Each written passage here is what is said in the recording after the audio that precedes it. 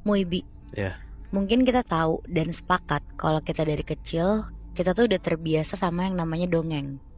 Entah dari orang tua, teman-teman, atau bahkan orang-orang di sekitar kita. Kalian tahu juga kan, terlepas dari apapun cerita di dalamnya, dongeng itu tuh sering jadi cara buat ngejauhin kita dari bahaya.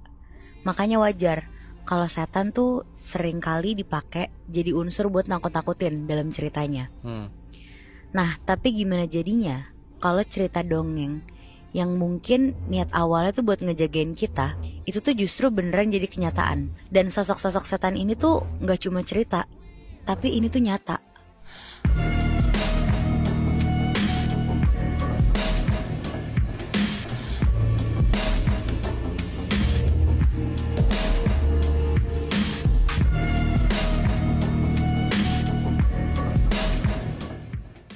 Yang namanya dongeng itu paling sering diidentikan sama tempat kan, Bih, Nat?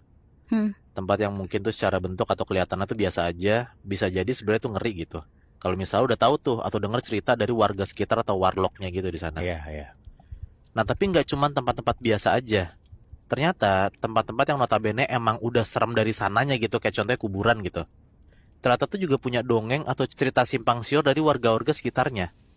Nah, kuburan ini di Jakarta, tapi bukan di TPU Jeruk Purut. Kalau misalnya orang taunya kan TPU paling serem itu kan di Jakarta di Jeruk Purut gitu kan. Katanya gitu. Nah, gue dapat ada satu TPU yang itu ternyata punya dongeng tersendiri lah. Itu tuh di TPU Tanah Kusir, Jakarta Selatan. Oh. Di sana katanya ada cerita tentang sosok cewek yang sering duduk di antara nisan-nisan dan kayak suka nangis sendiri kayak gitu.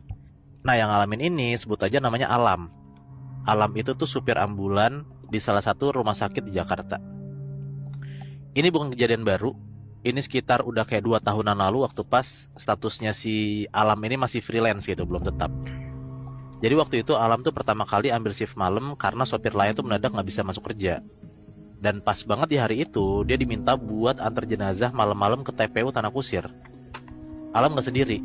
Dia ditemenin sama supir lainnya yang emang udah senior lah, namanya Mas Alif. Mereka berangkat dari rumah duka itu daerah Petogogan. Dan BTW jenazahnya itu nenek-nenek. Sebenarnya perjalanan itu biasa aja, Bih, Nat, awalnya ya.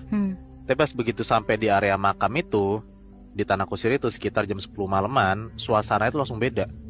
Jadi kayak sunyi banget. Terus udara tuh beneran jadi kayak lebih dingin dari biasanya. Dan untuk beberapa saat tuh Alam pun juga kayak nunggu di sana karena si petugas makamnya nggak datang-datang tuh. Jadi Alam tuh berdua doang tuh sama temennya, sama si Mas Alif ini di kuburan itu. Pas si Alam lagi duduk, tiba-tiba didengar ada kayak suara kayak isak tangis gitu, kayak gitu.